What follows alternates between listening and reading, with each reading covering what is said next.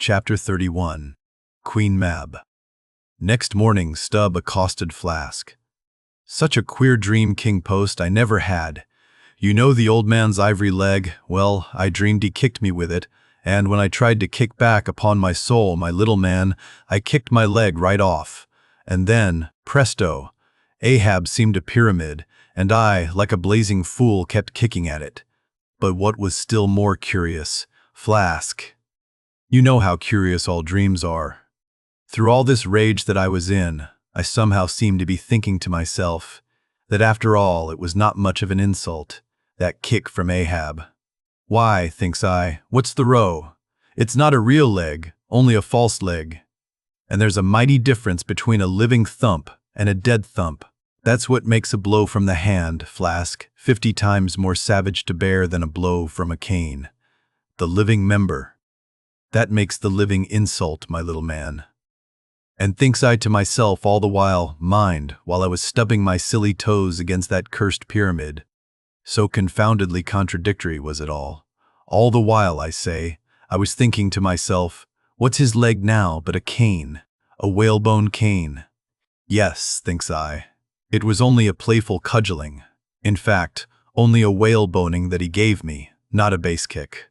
Besides, thinks I, look at it once, why, the end of it, the foot part, what a small sort of end it is, whereas, if a broad-footed farmer kicked me, there's a devilish broad insult. But this insult is whittled down to a point only. But now comes the greatest joke of the dream, Flask. While I was battering away at the pyramid, a sort of badger-haired old merman, with a hump on his back, takes me by the shoulders and slews me round. "What are you about?" says he. "Slid. Man, but I was frightened. Such a fizz. But somehow, next moment I was over the fright. "What am I about?" says I at last. "And what business is that of yours, I should like to know, Mr. Humpback? Do want a kick?" By the Lord, Flask, I had no sooner said that than he turned round his stern to me, bent over, and dragging up a lot of seaweed he had for a clout. What do you think I saw? Why, thunder alive, man, his stern was stuck full of marlin spikes, with the points out. Says I, on second thoughts, "I guess I won't kick you, old fellow." "Wise Stubb," said he, "wise Stubb," and kept muttering it all the time, a sort of eating of his own gums like a chimney hag. Seeing he wasn't going to stop saying over his wise Stubb, I thought I might as well fall to kicking the pyramid again. But I had only just lifted my foot for it when he roared out, "Stop that kicking!" "Halloa," says I, "what's the matter now, old fellow?" "Look ye here," says he, "let's argue the insult. Captain Ahab kicked ye, didn't he?" "Yes, he did," says I, "right, exire it was." "Very good," says he. "He used his ivory leg, didn't he?" "Yes, he did," says I. "Well then," says he, "wise Stubb, what have you to complain of? Didn't he kick with right good will? It wasn't a common pitch-pine leg he kicked with, was it?" "No, you were kicked by a great man, and with a beautiful ivory leg, Stubb." "It's an honor, I consider it an honor. Listen, wise Stubb.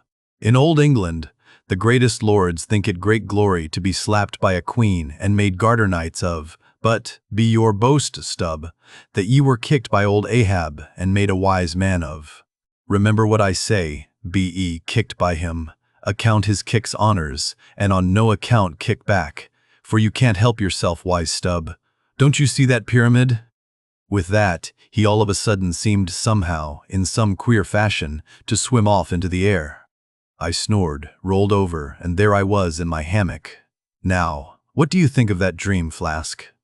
I don't know. It seems a sort of foolish to me, though. Maybe.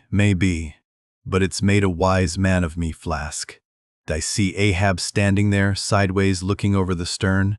Well, the best thing you can do, Flask, is to let the old man alone, never speak to him, whatever he says.